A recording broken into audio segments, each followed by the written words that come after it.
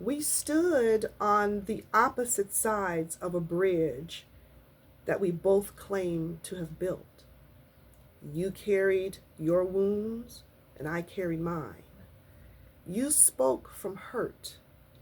I answered from hurt.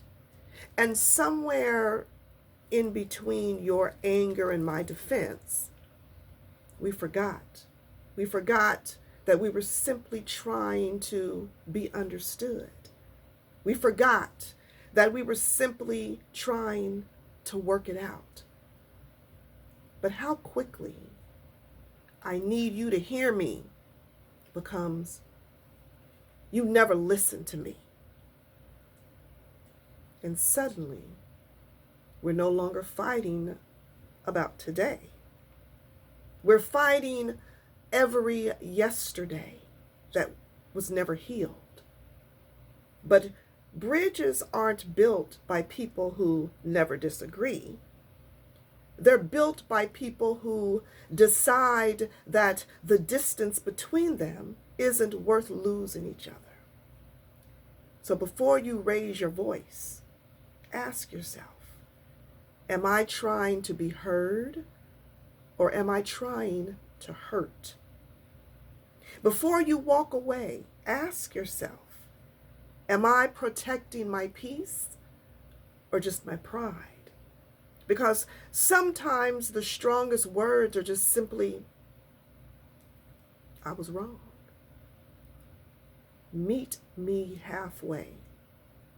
Not because I lost, not because you won, but because we are worth the walk.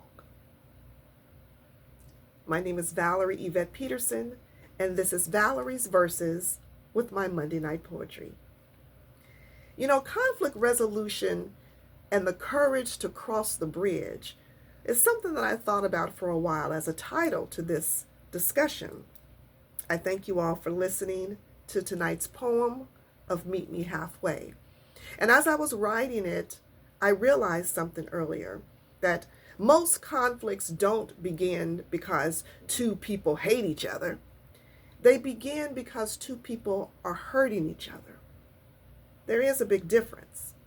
And sometimes we become so focused on proving our point that we stop trying to truly understand the person that's directly in front of us. Because conflict isn't always about who's right. Sometimes it's just about two people carrying two different realities of life. Let's talk about conflict. Can I challenge you for a moment? Conflict isn't the enemy. Conflict is simply a messenger because it tells us something needs our attention. And maybe expectations were never communicated. Maybe sometimes someone feels invisible. Maybe someone feels disrespected. And maybe we're carrying old wounds into these new conversations. Because conflict does reveal what's happening beneath the surface. The problem isn't that conflict exists. That's not the issue. The problem oftentimes is that we were never really taught how to navigate that. Let me ask you a question. Have you ever walked away from an argument and thought, that's not even what I was trying to say? Well, most of us have. I know I have. But why is that? My thought is because emotions speak faster than wisdom. And when we're hurt, we react. When we're afraid, we defend ourselves. When we feel attacked, what happens? We attack right back. And before long, the conversation is not about that issue anymore. It's about winning. But here's the question. Do you want to win the argument or save the relationship ultimately? Because sometimes you can't have both.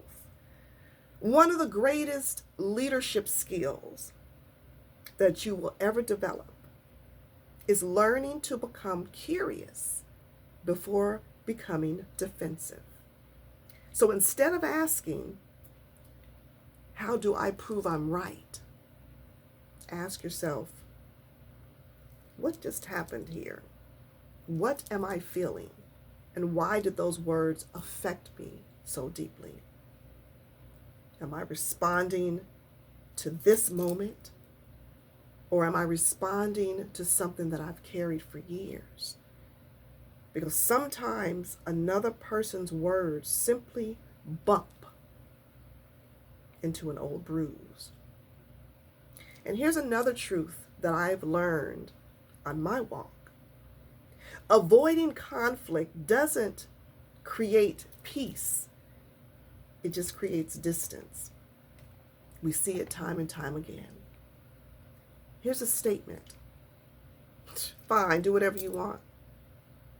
But what's really being said? I'm hurt, but I don't know how to say it. What's the resolution? Don't assume that fine means fine. Ask the question. Get clarity. And I'm going to give you one more practical tool.